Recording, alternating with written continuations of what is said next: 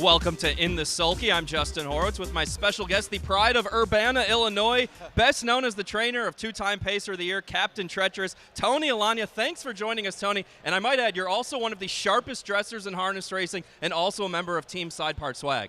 Well, that's what I attained to. You know, the minute I saw that you changed your hairstyle, I thought, well, actually, that's what all the cool kids are doing, so I better do the same. Absolutely. We're happy to have you on hashtag Team Side Part Swag, so that's cool. Now, we have to talk about your champion, Artspeak, the 2-year-old champion, made his 3-year-old debut last week in the New Jersey Sire Stakes. All he did was go in 49, so that was a pretty good debut after making a break in the qualifier. So immediately after he crosses the finish line last week, as we take a look, what's your immediate reaction? Well, you know, of course, I was happy that he was able to show everybody, you know, the kind of horse he is, the kind of horse he came back at 3 to be, and what the future holds for him. Because, you know, he had a hiccup in the warning in the qualifier, but I knew why, and I was very vocal about why he did it. And I had had his hobbles out too long over the winter, and I put him back where they were, and he showed everybody that, you know, he truly is special. Now, he was shut down last year before the Breeders' Crown, and there was some chatter, maybe just in the world of Twitter, and God bless the Twitter experts out there, that maybe he wasn't going to come back as good this year at 3 as he was at 2 for a variety of reasons that everyone on Twitter speculated. Did that surprise you that there was all that kind of chatter? Yeah, I mean, it didn't surprise me at all. I mean, that's the way it is. I mean, I think everybody, you know, including Barack Obama, was blamed for putting him away. You know, it's just the way it is. You know, I felt like the horse wasn't ready to go on anymore. He'd lost some weight, and I thought if I'm going to have a great 3-year-old that has to do the battles that he does, I'm going to put him away and not go to the Breeders' Crown and keep him up for another month. And you know, the beauty of training for the ownership of that horse is similar to the Captaintreacherous group, is they said whatever you think's right by the horse, you do it. So that's what I did. Now, he's getting the week off this week, and then he'll come back for the Sire Stake final. What is his schedule going to look like immediately here as he kicks off the 3-year-old season? Well, I trained him 2 light trips today at home. He was very good. You know, we're shooting for the final next Saturday. Then after that, we'll play it by ear. You know, we have the Sun Beach somewhere scheduled. We're not sure whether or not we'll go there or not. If we don't go there, we'll go to North America Cup eliminations. And, you know, basically like we did with the other horse, Captaintreacherous, we'll play to start at a time. Now, 2009, you open a public stable at the age of 37. 2012, Captaintreacherous comes into your barn, takes you on a pretty awesome ride there. Just dominated here in the Meadowlands pace. We saw he dominated just about everywhere. Now he's gone on to be a daddy. What do you remember most about having him in your barn every day? I think the most special thing about that horse was his personality. I mean, he was the kind of horse that you wake up and you go into the barn and he just puts you in a good mood. He was the first horse I jogged every day. I mean, he was just a special animal, and unfortunately, you don't ever appreciate those type of horses until they're gone. And now that he's on to stud duty, you know, we miss seeing him every day in the barn. Now, looking at that winner's circle there, who's more excited, you or Myron Bell?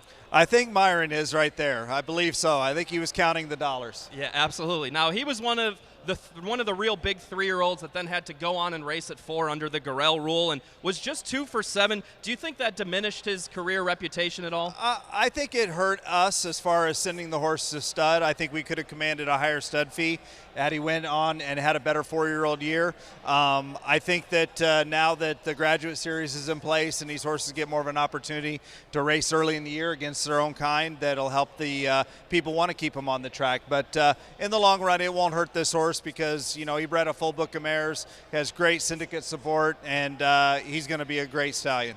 Let's go back to the very beginning. You grew up in Central Illinois with your brother, your mom who's a trainer, and you were kind of like a lot of girls we hear about. They're horse crazy right from a young age. She bought you a little pony when you were 3 that you started riding around everywhere? Yep, I had a little pony named Toby. I rode everywhere and until Toby died, and then I graduated onto a quarter horse, and away we went. Now, I also read that as a young kid, you know, like I used to read like the books from the young adult section at the library. You were the kid that was probably by yourself reading Sires and Dams on the couch? I would sit on my parents' living room floor on a Saturday night, and I would say, give me a horse's name. So they'd say whatever the horse's name was, and I'd sit there in the Sires and Dams, and I'd research for like 3 or 4 generations to see where that horse's brothers and sisters were. So yeah, that's a pretty sad story to tell, actually. That either makes you the coolest kid in school or the kid that has nobody to sit with at lunch. I was definitely okay in school, but not a great story to tell. Now, I've heard about the only thing you know better than pedigrees is wine and fashion. Where did that come from? I don't know. I would say definitely just money spent has gained experience. So, spent a lot of money on wine, that's for sure. That's a good thing to know. So if you ever go out to dinner with Tony, let him make the recommendation for wine. Now, I also hear that besides being involved in harness racing, you're also in the show horse business. Yeah, I actually, when I was in my 20s, I owned a couple Morgans and showed some horses and had a lot of fun with that. And I always kept in contact with a lady named Diane Conradi that trains back in Illinois.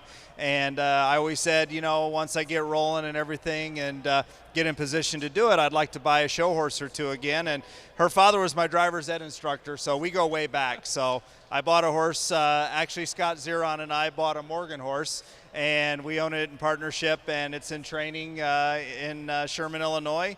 And Diane's really high on him, so we're hoping to have some fun, make a little money. That's pretty cool. Right now, you train 95 horses. With an operation of that size, give the people out there kind of an idea of logistically and operationally how you run a stable like that, because I don't know that too many people know the stuff behind the scenes of how you make that all run. Yeah, I mean, it's I can't do it without my staff. I have a tremendous staff. Paul Stafford, who trains for me, he runs the barn. His wife, Courtney, works in the office there. My mom, she does an amazing job of keeping everything rolling back home in Illinois. She's actually going to be joining me here in a couple weeks. And, the people that work under Paul, they do a great job. I mean, it takes a lot.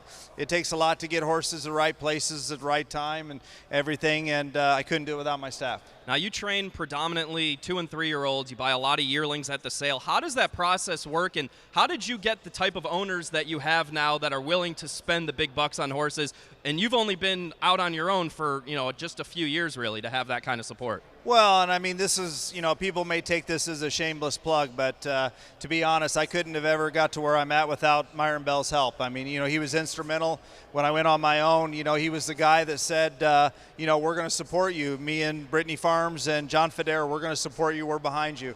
So the first year out, we didn't have anything worth mentioning. We didn't have any superstars, and Myron believed in what we were doing, and he came to me and he said, it's no fault of yours. I bought bad horses. So, when you have that kind of people behind you and that, they're going to stick with you through thick and thin. The next year we had Major Bombay and my MVP. The next year we had Captaintreacherous, and, it just went from there. So, I couldn't do it without Myron Bell and the people that are his partners. So how does the yearling process work? Is it you picking them out? Is it Myron? How does that whole kind of dynamic work? Well, Myron, as everybody that would know Myron knows, his ability to pick out a pedigree is second to none. And when you can remember those horses that raced 3 generations ago, it's a huge asset. So he picks out pedigrees, and I look at the individual. Perry Soderberg, Trevor Ritchie, they're part of the Brittany team. They look at the colts as well, and then we can begin to make our short lists, and we target in on a couple horses that we want for a home run horse, and we go from there. So when you spend the big bucks on horses, it's great when you spend $250 and it becomes Captaintreacherous, but how do you deal with the disappointments, the frustrations when you buy a 6-figure yearling that doesn't pan out? How do you deal with that personally, and then how do you deal with the owners that are unhappy that they just spent a lot of money? To be honest, when I first started doing it, the first year out we bought We the People. We give $200,000 for him, first crop American Ideal, and it hurt me personally that those horses didn't show up. But as you watch it and you begin to learn the business a little bit more, you learn that it's not personal. Horses are sometimes they're just not good horses, and there's nothing you can do about it, and it doesn't matter what you spend. Sometimes they're just not meant to be. So you just move on, and the first cut is the best. The minute you can get rid of them and move on to the next and quit bleeding the owner, you're better off. Now let's talk about a couple horses you have on the card tonight. Race 2, number 7, Showbiz Hall. He's Hambletonian eligible. I really liked him last week. So did the public. He was 8-5, made a break. What's going to be different tonight? He was a little green last week in the first turn. Like, he left out of there, and Scott was floating with him, and he said, he just grabbed the right line, and I lost him. So, we made a little bit of adjustment to his head pull, and we added a little more of a heavier flip-flop.